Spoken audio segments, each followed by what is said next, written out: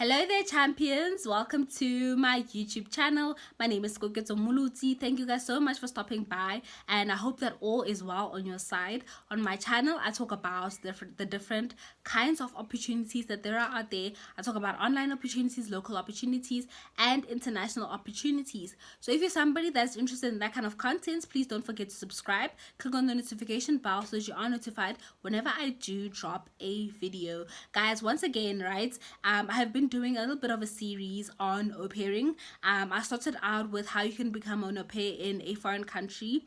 Then I spoke about how you can become, like, my own personal experience of how I first became an au pair in Italy, and how my personal experience was like, right? Then I spoke about the different kinds of au pair websites that you can use, the affordable and reliable au pair websites that you can use. And I'm now talking about 12 things that I wish I knew before becoming an au pair. And this is really good for people that are aspiring to become an au pair and just asking yourself some of the advices that I would like to give to you guys, that I wish that I had knew. Okay, so without any further ado, I'm not going to waste any of your time. Let us get straight into the video. So the first advice that I'm going to give you is that don't get so comfortable that you forget that you are actually at work. And it doesn't matter how friendly your host family is, especially when it comes to the topic of alcohol. Like, I feel like when you're at work, it's not exactly appropriate to be drinking, especially because your job has got to do with working with children, right? And sometimes these kind of things, like, they can be used against you later on. So I have just learned that no matter how comfortable you are, just always remember that you are at work. So the second advice that I would give you is that it's really, like, normal to be homesick. After all, you are really far away from home. And I would also advise you to take items that are going to remind you of home, such as this kind of like spices that you put in your food. For example, like, take your 6 guns, take your teas, take things that, like, really, like, are going to make your experience better. Photos of your family, like your own little blanket, your cuddly toy. It doesn't, like, make it completely okay, but it helps, like, sometimes, like with the feeling and the craving that you, like, really miss home. And as the saying says, as the saying goes rather, absent makes the heart grow fonder. So, like, being far away from your family is going to, like, make you miss them, like, really bad, especially if you're somebody that is not used to being away from home for, like, a long period of time. So it's, like, completely normal. The third advice that I would give you is look after your mental health, right? And, like, it's really important to find a good balance of everything and not get consumed in, especially because you are in a new country, guys. Change is not only, like, scary, and like, change is like, especially, like, getting used to a different environment can be really strenuous on your mental health. Look after your mental health, right? If you need to take time out to rest, if you need to take time out to be a little bit, like, away from the family, just to kind of, like, be in touch with yourself and find yourself and find what your thoughts are, and be in alignment with your own thoughts, then like, prioritize your mental health. Like, whatever that is that you need to do to prioritize your mental health, do that. Advice number 4 is that some days you're going to have good days, some days you're going to have bad days. Just like, I don't know whether you guys are familiar with the yin and the yang. In order for you to have a balance of the human experience and have a healthy human experience, there are going to be some days in your life that you're going to have good experiences, and some days you're going to have bad experiences. And those two kind of collaborate to give you a holistic human experience. So it is really normal, like, to one day wake up and feel like things are just not going your way. And sometimes you're gonna feel a little bit distant from your host family, and a little bit disconnected, and you're like, oh, can't, what happened? And I don't really think you should take it that personal, because sometimes somebody's just having a bad day, and on the next day or the next moment you feel like somebody's on a high and they're happy. That is just, like, completely normal, you know. Number 5 is that sometimes it's going to feel like you're working after hours, especially if you're living with the family indoors, because I'm in their own house, like you don't have your own cottage outside, because it can be really hard to like disconnect when it's working time and when it's family time, right? So it kind of just feels like one whole blended thing. So work and family life and like just living there kind of just feels like just whole one big mushy thing, and that is completely normal. Hence why I'm saying that sometimes when you are in a pair, it feels like you're consistently working, right? And hence why I'm saying I don't really advise you to view it like that, you being an au pair is a job, right? Because it feels more like a family setup, to be quite honest, but you're just working. The sixth advice is do not share your personal details, right? Or rather, do not overshare your personal details, or be selective about what you choose to share, because sometimes the personal information that we give to people might later on be used against us. So be very careful about what you choose to share with people, especially when it's something that has got nothing to do with your job or won't really affect your job. It's really, I feel like it's really unnecessary.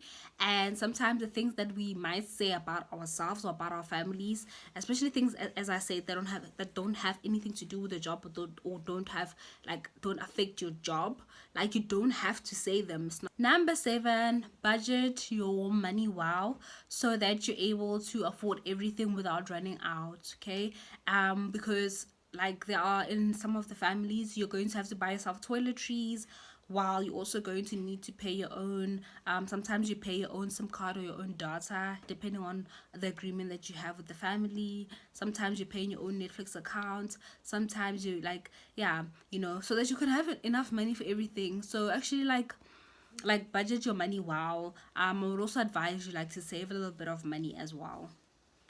Number 8, have a detailed plan for what you want to do after the whole program, right? So most of the au pair terms, you can do it from the time you're 18 years old all the way up until you're 26. Some of them say from 18 to 30, right?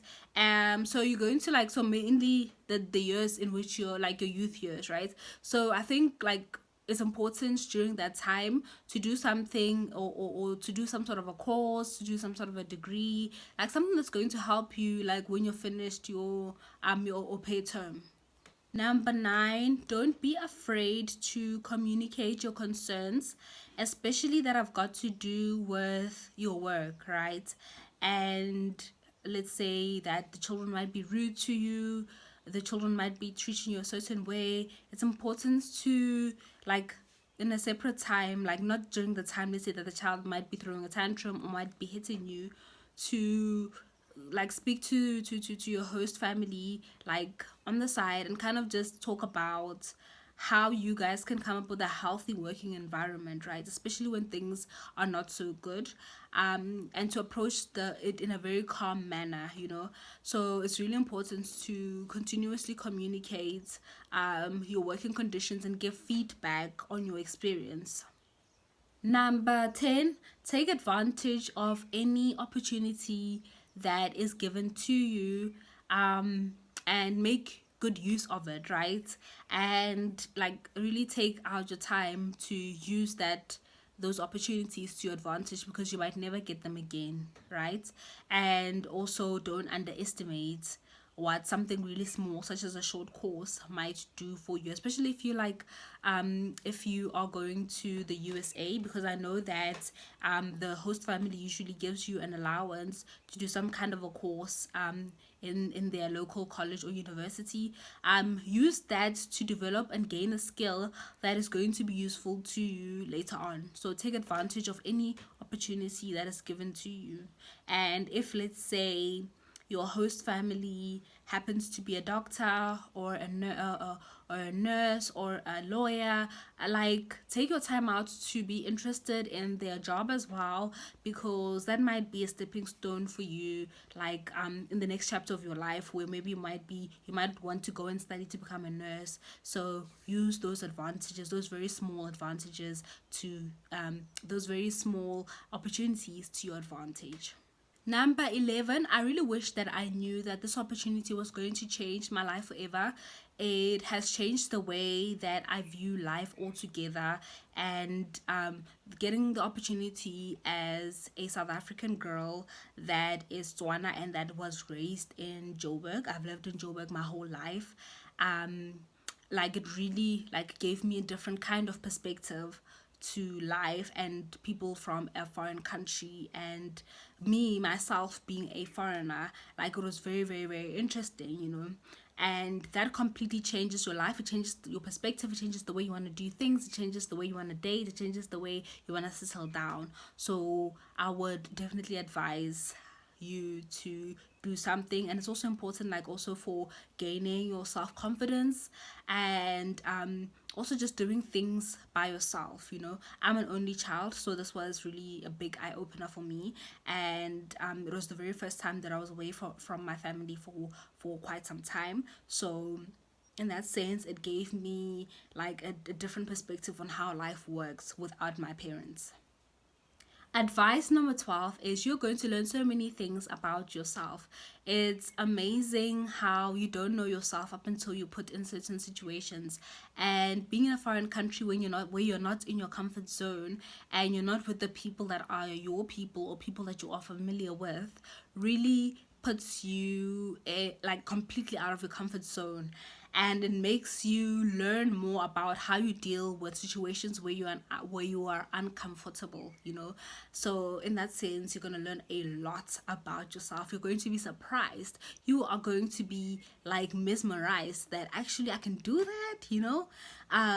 So yeah guys, so once again we have reached the end of the video. Thank you guys so much for watching up until the end, and if you thought this video was a good video, please do give it a big thumbs up, and don't forget guys to interact with my content, because it really does help. Ask any questions, like feel free to ask any questions that you would like to ask. Up until next time, see you, bye.